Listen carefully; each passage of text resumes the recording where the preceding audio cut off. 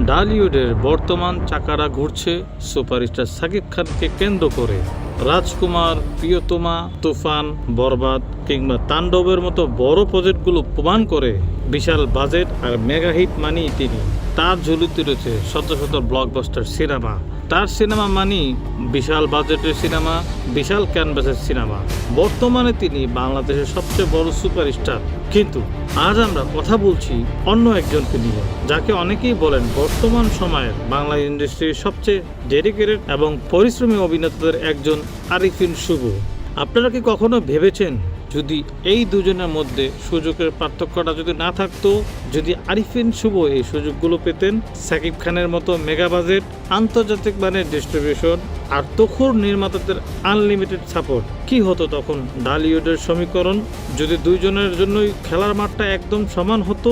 আজ বাস্তবতা দিয়ে খুঁজে বের করার চেষ্টা করবো সেই উত্তর। তাহলে কথা না বাড়িয়ে শুরু করা যাক আজকের নতুন পর্ব।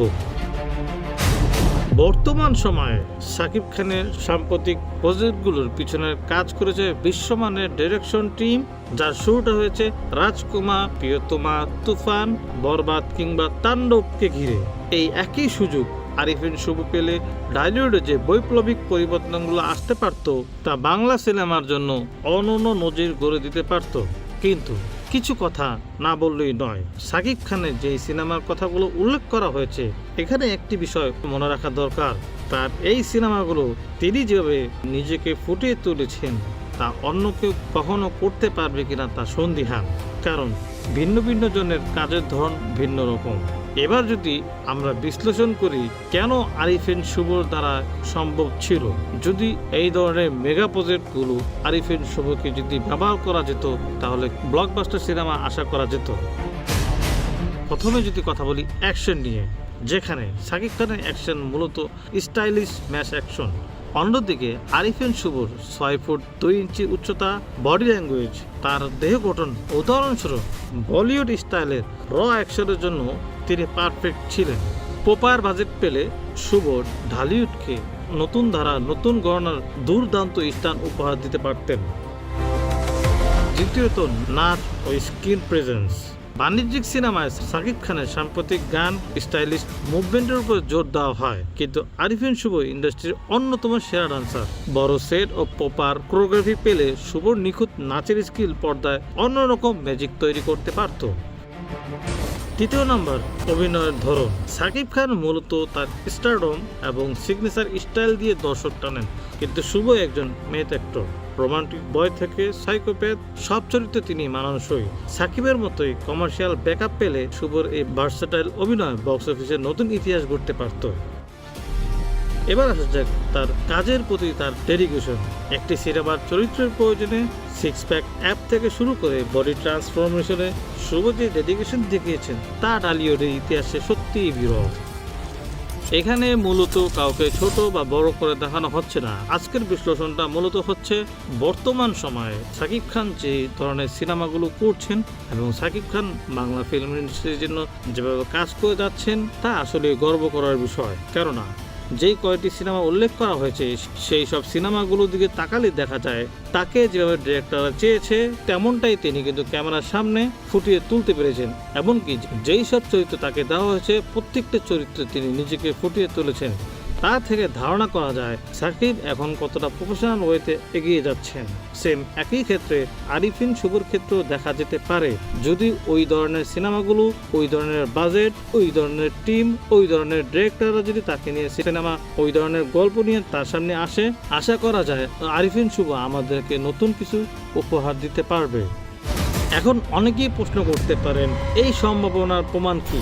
প্রমাণ লুকিয়ে আছে আরিফিন শুভর ট্র্যাক রেকর্ড। যখনই তিনি ভালো ডিরেকশন বা প্রজেক্ট পেয়েছেন, নিজের যাত্রী নিয়েছেন।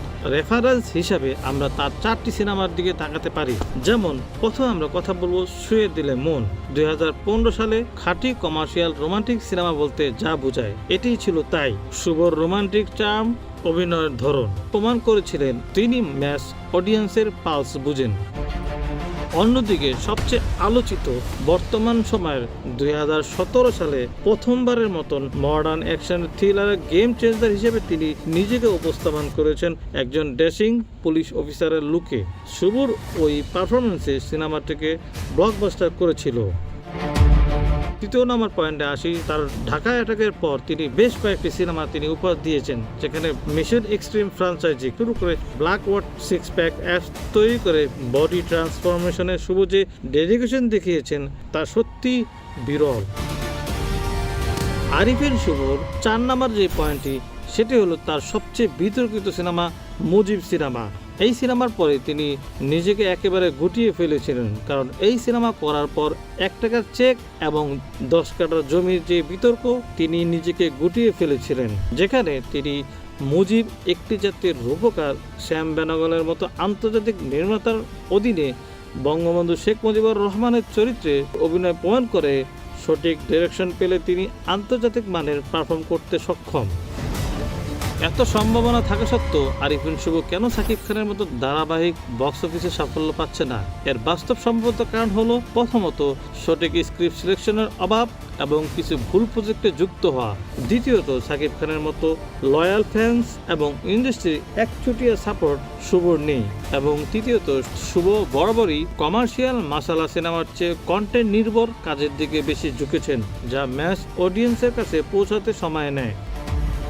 এবার আসা যাক আমার মতামত, যেখানে আরিফিন শুভ ছুঁয়ে দিলে মন, জাগো, মুসাফির কিংবা ঢাকা অ্যাটাকের মতো সিনেমা করার পরও যখন তিনি মালিক সিনেমার সিনেমা হল প্রদর্শনের সময় যখন মিডিয়ার সামনে কথা বলতে গিয়ে নিজের আক্ষেপের কথা বলেন, তিনি এই পর্যন্ত তার ক্যারিয়ারে সব ধরনের সিনেমা তিনি অলরেডি করেছেন। মিডিয়ার সামনে নিজের আক্ষেপের কথা বলেন। আমার মনে হয় আমি নিজেকে আর প্রমাণ দেওয়ার প্রয়োজন আছে বলে আমি মনে করি না। আমি এনাফ প্রমাণ দিয়েছি আমি কি পারি, মানে ছুঁয়ে দিলে মনের মতো রোম্যান্টিকও পারি, ঢাকা অ্যাটাকের মতো অ্যাকশনও পারি, মিশন এক্সট্রিমের মতো সিক্স প্যাকও পারি, জ্যাজ সিটির মতো একটা ভিন্ন ভাষার কাজও পারি।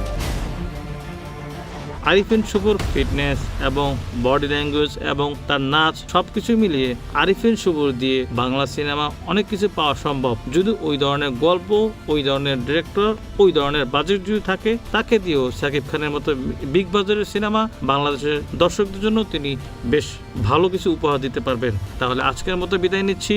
ভালো থাকবেন, সুস্থ থাকবেন এবং পরিবারকে ভালোবাসবেন। এবং আমার চ্যানেলটি এখনও যারা সাবস্ক্রাইব করেনি এখনই সাবস্ক্রাইব করুন এবং আমার ফেসবুক পেজটি ফলো করুন। তাহলে দেখা হচ্ছে পরের পর্বে। সেই পর্বে আমরা কথা বলবো বাংলাদেশের বর্তমান সময়ের সবচেয়ে আলোচিত ডিরেক্টর মেহেদী হাসান হৃদয় নিয়ে, যিনি এখন পর্যন্ত 2টি সিনেমা করেছেন। একটি হলো সাকিব খানকে নিয়ে বরবাদ এবং সিয়াম আহমেদকে নিয়ে রাক্ষস সিনেমা। যদিও 2027 সালে সাকিব খানের সাথে তাকে আবার দেখা যাবে, তাকে নিয়ে আমি অলরেডি একটি ভিডিওতে কথা বলেছিলাম। তার কনসেপ্ট এবং কাজ খুবই চমৎকার, কিন্তু তার বিরুদ্ধে যে কপির যে ট্যাগিংটা রয়ে গেছে তা কি সামনেও কি দেখা যাবে কিনা, তাকে নিয়ে সামনের পর্বে কথা হবে। তাহলে আজকের মতো বিদায় নিচ্ছি। ততক্ষণের জন্য চোখ রাখুন ফ্লাভ স্টার চ্যানেলে।